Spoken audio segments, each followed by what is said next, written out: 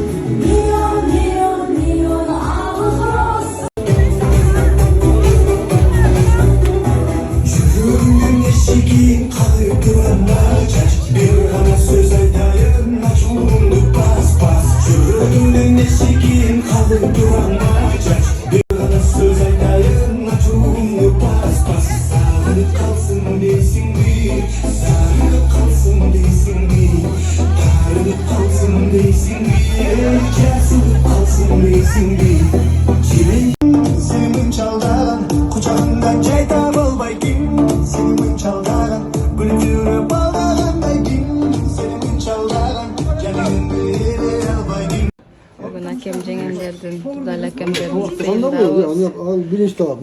Rahmat, Genç Şelenoviç. Selo Cekeler, Mira Cekem. Çok rahmat. Ben de bir şey olmasa. Konuktan çıkıp, konuları, dagı bir kudalarımızın sıyına geldik. Bu sulu kızın kudaları. Bizim komanda Kırgızistan'dan gelgen Selo konuklar, Genç Şelenoviç. Brokler, mıhtı komanda. Bu kaynımın kayın jurtu. Krasavчик kaynım. Келин бала линза боюнча иштейт.